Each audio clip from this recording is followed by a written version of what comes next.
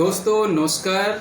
मेरा नाम कृष्ण मोहन है और मैं आप लोग को बताऊंगा कि पंचायती राज व्यवस्था का उद्भव एवं विकास। दोस्तों चुनाव आने वाले हैं और इस चुनाव में हमारे बिहार में पंचायत का त्रिस्तरीय चुनाव होने जाएगा, जिसमें मुखिया, वार्ड, जिला परिषद इत्यादि लोगों का चुनाव होगा।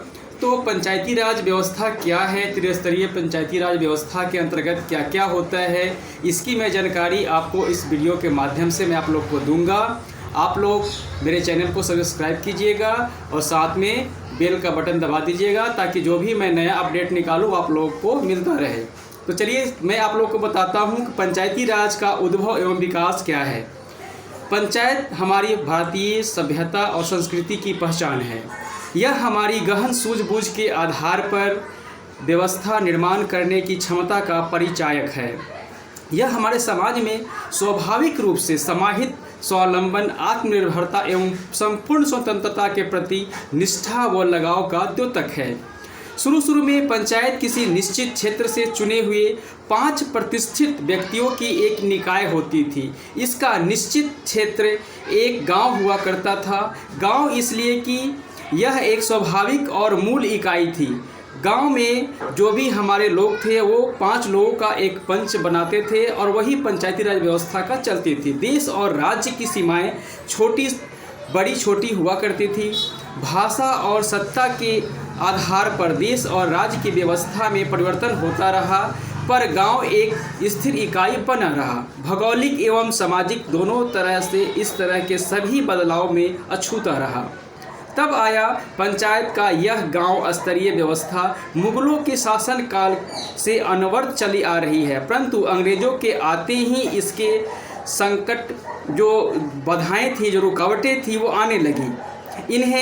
इनके पंचायत इकाई का स्वरूप बिल्कुल अनुकूल नहीं लगा, अतः इसके साथ उन्होंने छेड़छाड़ शुरू कर दी।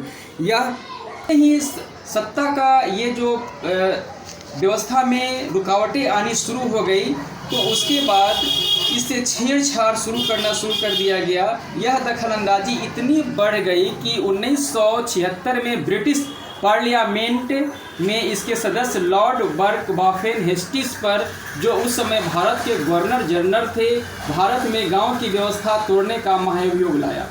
आगे चलकर इसी स्तर की पंचायत की व्यवस्था के विषय में तत्कालीन गवर्नर जनरल श्री मिडफॉक ने 1830 में ब्रिटिश पार्लियामेंट को जो रिपोर्ट भेजी, उसमें लिखा, ग्राम छोटे छोटे समुदाय और गणराज्य हैं जो आपके लिए सभी आवश्यक सामग्री की व्यवस्था कर लेते हैं। ये सभी प्रकार के बाहरी दबाव से मुक्त हैं।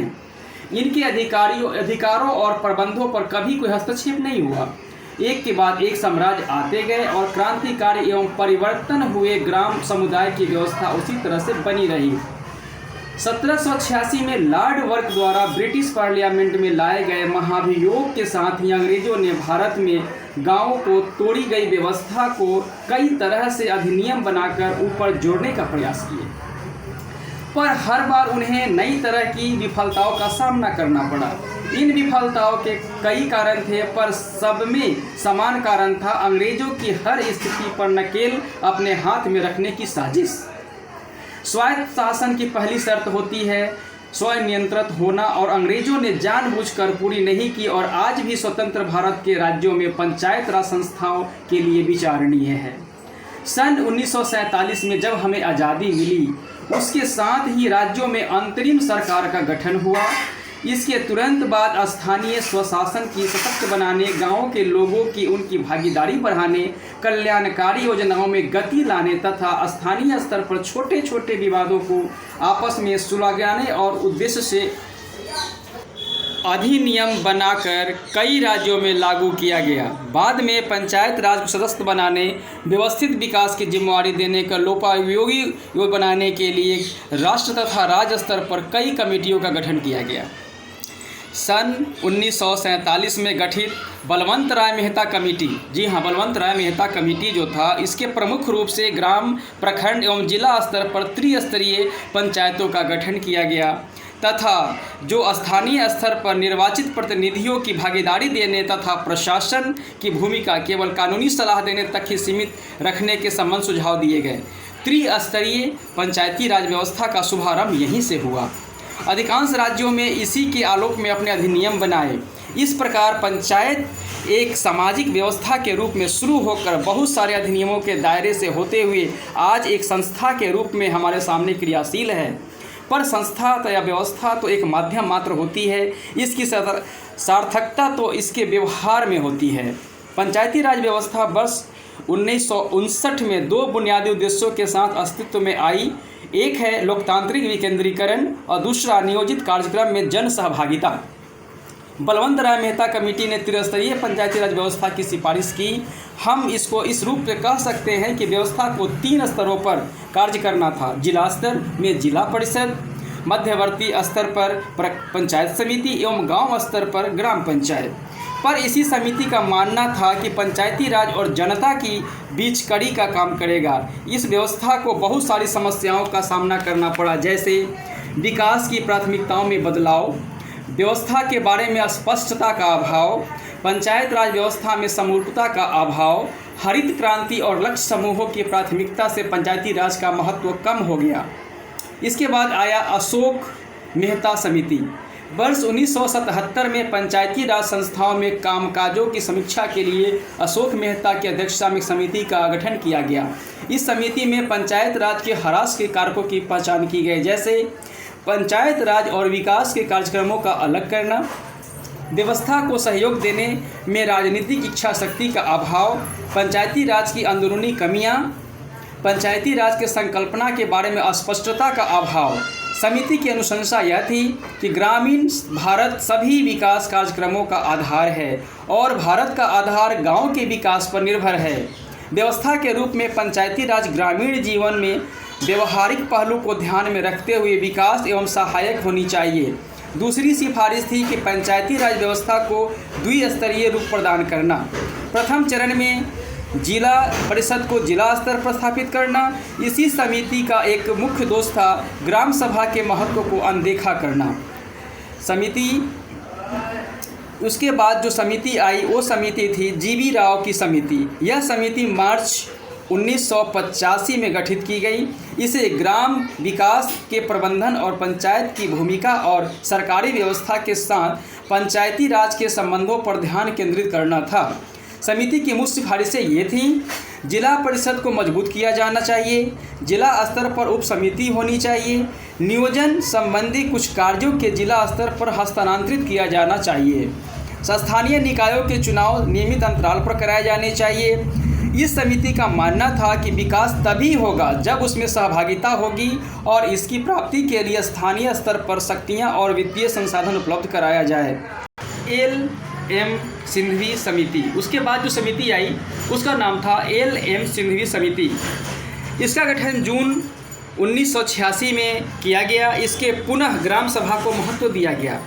ग्राम सभा को बुनियादी स्तर पर लोकतंत्र के आधार के रूप में देखा गया। इनकी कुछ मुख्य सिफारिशें हैं। पहला, स्थानीय स्वशासन को संवैधानिक मान्यता दी जानी चाहिए। दूसरा है कि पंचायतों के चुनाव नियमित आधार पर और बिना विलंब के कराए जाने चाहिए। पंचायती राज की कार्यप्रणाली से संबंधित मुद्दों को निपटाने के लिए प्रत्येक राज्य के पंचायती राज न्यायिक अधिकरण यानी ट्रिब्यूनल का स्थापित किया जाना चाहिए। पर्याप्त वित्तीय संसाधन उपलब्ध होने के उपाय होने चाहिए। पंचायत को व्यवस्था में मेल मिलाप संबंध कार्यों को भी सौंपा जाना चाहिए। इसके बाद जो सबसे महत्वपूर्ण है वो है संविधान का ये 73वां संविधान संशोधन अधिनियम 1992।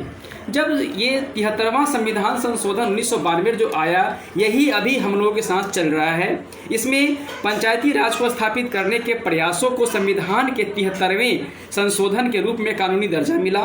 मूल संविधान के 40वें अनुच्छेद के अनुसार ग्राम पंचायत सरकार पंचायतों को संगठित करने के उपाय करेगी तथा उन्हें ऐसी शक्तियों एवं अधिकारों से परिपूरित करेगी जो उनके स्वशासन की इकाइयों के रूप में कार्य करने में समर्थ बनाने हेतु आवश्यक है। 73वें संविधान संशोधन के द्वारा इसी धारणा को व्यवस्थित तथा परिभाषित करने का प्रयास किया गया है। अवधारणाएं क्या क्या थी उसी पर एक नज़र हम लोग डाल लेते हैं। पहला था स्थानीय स्तर पर शासन के लोगों की भागीदारी सुनिश्चित करना। ग्रामीण स्तर पर सहभागिता पर ग्राम विकास की योजनाएं बनाना। तीसरा था अपने गांव के विकास कार्यक्रमों के क्रियान्वयन में गांव के लोगों को जिम्मेदारी का आभास कराना। चौथा, ग्राम विकास योजनाओं, कार्यक्रमों, नियोजन आदि से गांव वालों को लाभान्वित करना। पांचवा, शक्तियों के विकेंद्रीकरण के केंद्र स्थानीय स्तर तक करना। छठा, ग्राम सभा के पंचायतों को सशक्त करने की दिशा में संवैधानिक एवं लोकतांत्रिक प्रक्रिया का शुरुआत करना। संशोधन के विशेष लक्षण ये थे: ग्राम सभा के किसी एक गांव या कई गांव के समूह की निर्वाचन सूची में पंजीकृत व्यक्तियों का निकाय जो पंचायत के सदस्यों को चुनते हैं। अधिनियम के ग्राम सभा के महत्व की भूमिका को बहाल किया गया। यह स्पष्ट हो गया कि लोकतांत्रिक शक्ति का प्राथमिक स्रोत ग्राम सभा में ही निहित है। ग्राम सभा से ऐसे सक्रिय संस्थान की भूमिका निभाने की उम्मीद है जो भी विकास कार्यकलापों की शुरुआत स्थानीय आवश्यकताओं का ध्यान में रखकर किया जाएगा। सामाजिक लेखा परीक्षा उपायों को ग्राम सभाओं में माध्यम से संस्थागत करने के प्रयास किए जा रहे हैं ताकि कुल मिलाकर ग्राम पंचायतों को ग्राम समुदायों के प्रति उत्तरदायी बनाई जा सके। दोस्तों, आज के लेसन इतना ही, और कल जो दूसरे एपिसोड हमारा बनेगा उसमें हम शुरू करेंगे त्रिस्तरीय मॉडल जो पंचायती राज व्यवस्था है उसको मैं बताऊंगा विस्तार से कि कैसे त्रिस्तरीय पंचायती राज व्यवस्था होता है और उसमें कौन कौन से लेवल होते हैं, उनके क्या क्या कार्य हैं, उनके कौन कौन सी समितियां हैं। अगर मेरे बातों से, मेरे जो लेसन दिया इससे आप लोग प्रभावित हैं तो मेरे चैनल को कृपया सब्सक्राइब करना ना भूलें। चैनल को सब्सक्राइब करें ताकि आपको जो भी मेरा अगला वीडियो हो वो आप लोग तक पहुँचे। और अभी जो चुनाव आने वाली है उसमें आप लोग अधिक से अधिक लाभ ले सकें। जो भी हमारे वार्ड से जीतने वाले सदस्य हैं, मुखिया से या फिर जिला परिषद या फिर पंचायत प्रमुख जो होंगे, उन लोगों के लिए ये काफ़ी फायदेमंद साबित होगा। आप लोग अपने पंचायत को अच्छे से चला पाएंगे। बहुत बहुत धन्यवाद। नमस्कार।